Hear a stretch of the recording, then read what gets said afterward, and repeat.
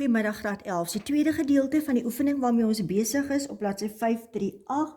Ons lees die volgende aanskrywing by bladsy 539 by punt nommer 6. Ons huur gebou en die huur word elke jaar 1 Januarie verhoog met 6%.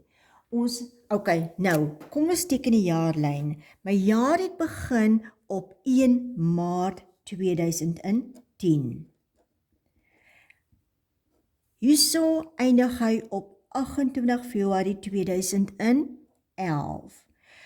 Ek het 1 maand se huur vooruitbetaal, so ek het vir 13 maande betaal. Wanneer het die huur verander? On the 1st of January, the rent increased with 6%.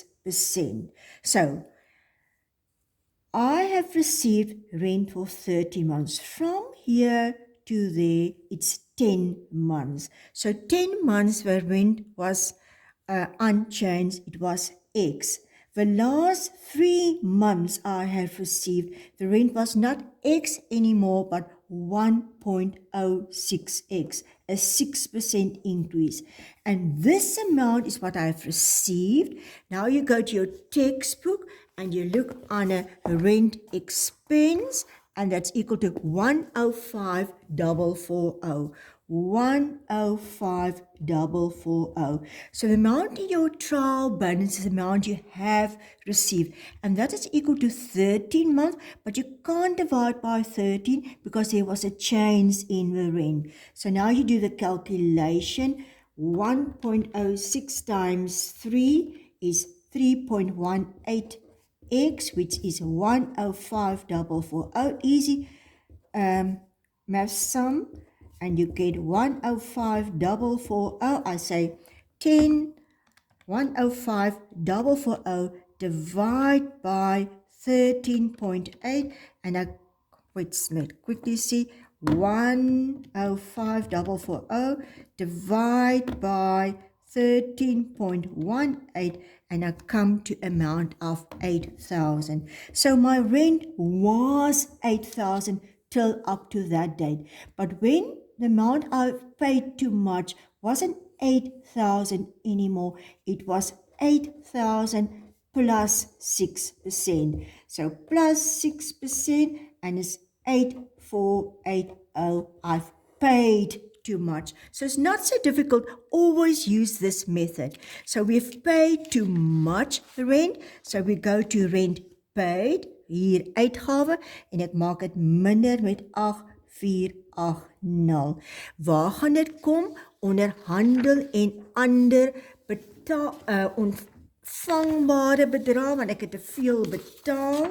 So you go to your trade and other payables, you write prepaid expense voor uitbetaalde uitgawe, en die bedrag wat ek uitgewerk het was 8480. Goed, kom ons kyk na die volgende aansuiwering. Baie maklike een, water vooruitbetaal van 1023, so water is te min betaal. 1023 kom jy by, you've paid too little, so you still owe it. So it's going to be part of trade and other payables. Dis handel en ander betaalbare bedrag. So deel van hierdie nota, en dis 'n opgelope uitgawe. Opgelope uitgawe, jy skuld vir water 1023, maar dan skuld jy ook vir jou telefoon 'n bedrag van 764. So jou laste word meer, en dan gaan jy telefoon ook meer maak met 764. So add 764 because your expense is too little, it must increase. We go to adjustment number 8. 8 is actually very easy.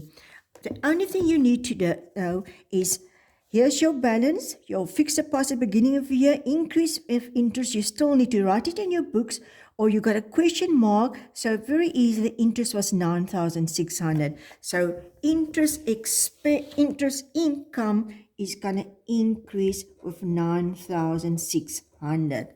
Ons gaan aan na die volgende aansuiwering toe en ons is nou by versekering. Insurance includes a premium of 2,400 paid for this period. Nou van Januarie tot 30 Junie is dit 6 maande. So kom ons teken gou die prentjie.